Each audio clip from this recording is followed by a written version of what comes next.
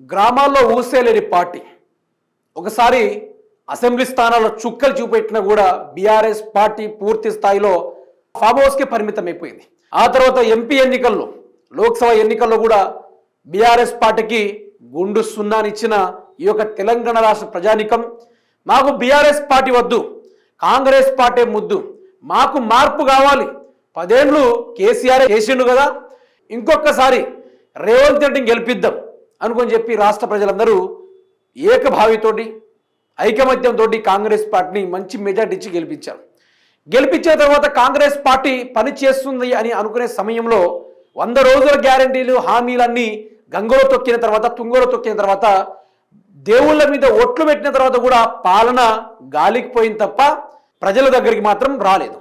ఆ తర్వాత కేసీఆర్ బయటికి వెళ్ళి ఒక సభ పెట్టిన తర్వాత అంతులేని ఉత్సాహం బీఆర్ఎస్ పార్టీలో.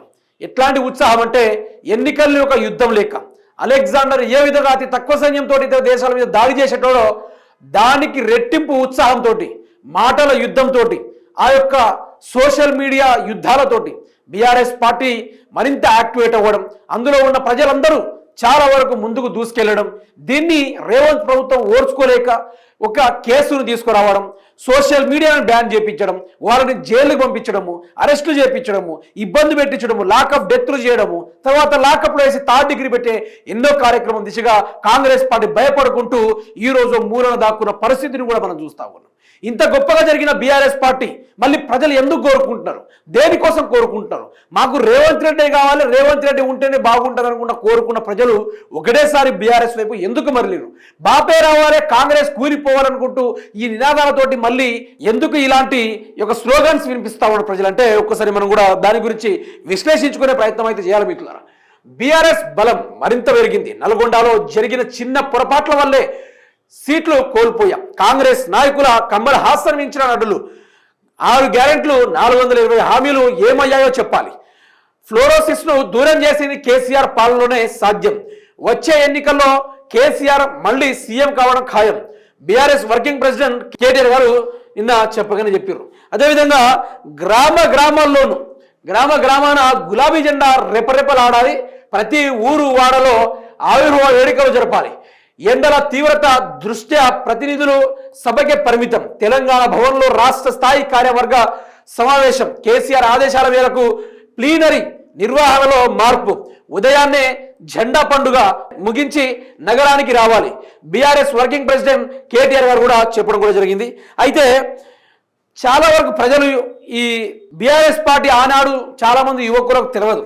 ఇప్పుడు ప్రతి ఒక్క యువత, ఈరోజు ప్రతి ఒక్క అవగాహన ఉన్న తెలంగాణ రాష్ట్ర ప్రజానికం, వృద్ధులు కావచ్చు, లేదా చాలా మంది 40 ఏళ్ళు, 50 ఏళ్ళు, 30 ఏళ్ళ ప్రతి ఒక్క ప్రజానికం కావచ్చు, ఈరోజు బీఆర్ఎస్ పార్టీ గురించి కంప్లీట్గా తెలుసుకుంది.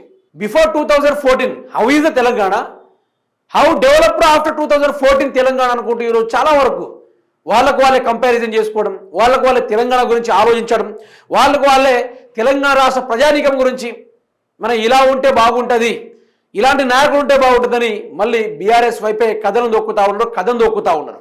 యావత్ తెలంగాణ రాష్ట్ర ప్రజలు ఒకటే ఆలోచిస్తూ ఉన్నారు. ప్రజలు ఈరోజు తెలంగాణ వైపు, బీఆర్ఎస్ పార్టీ వైపు మొగ్గు చూపడం. రేవంత్ రెడ్డికి చలి జ్వరం పుట్టుకొచ్చింది. ఎట్లాంటి చలి జ్వరం అంటే ఊకుకొనే రాలే బిడ్డ, కూసున్న సీటు తొక్కుకుంటూ వచ్చిన బిడ్డ ఒక్కొక్క మెట్టు అనుకుంటా పాడిన అదే పాట పరంగా చూసుకుంటే రేవంత్ రెడ్డి ఎవరిని తొక్కుంటూ వచ్చిండో వాళ్ళందరూ కలిసి ఈరోజు రేవంత్ రెడ్డిని తొక్కుతా ఉన్నారు. రేవంత్ రెడ్డి అడ్రస్ లేకుండా పోతుంది. మీరు చూస్తున్న కొన్ని రోజుల నుంచి రేవంత్ రెడ్డి హ్యాండ్సప్ అయిపోయి ఎక్కడో దాచుకున్న వ్యవహారం కూడా మనకు కనబడతా ఉంది. రేవంత్ రెడ్డి ముఖంలో ఓ ఎనలేని భయం కూడా మనకు కనిపిస్తూ ఉంది. ఇక ఊర్లలో చూసుకుంటే మాత్రం రాబోయే రోజుల్లో 2028 ఎన్నికల సాక్షిగా బీఆర్ఎస్ పార్టీకి 119 సీట్లకు 100 సీట్లు కొట్టు చూపిస్తాం. రాబోయే రోజుల్లో బీజేపీకి, కాంగ్రెస్కి భవిష్యత్తు లేకుండా చేస్తాం అనుకుంటూ ఈరోజు ప్రజలు శపథాలు వేస్తూ ఉన్నారు. బీఆర్ఎస్ పార్టీ కాదు శపథం వేసేది, ప్రజలు శపథం వేస్తూ ఉన్నారు. మేము గుద్దే ఓట్లేందో రేవంత్ రెడ్డి ప్రభుత్వానికి లబోదిబోని మోతుకునేటట్టు ఉంటుంది తప్ప ఎక్కడ కూడా తగ్గే ప్రసక్తే లేదంటూ రేవంత్ రెడ్డికి సవాలు ఇసురుతా ఉన్నారు ఈ యొక్క తెలంగాణ రాష్ట్ర బిడ్డలను కూడా చెప్పుకోవచ్చు.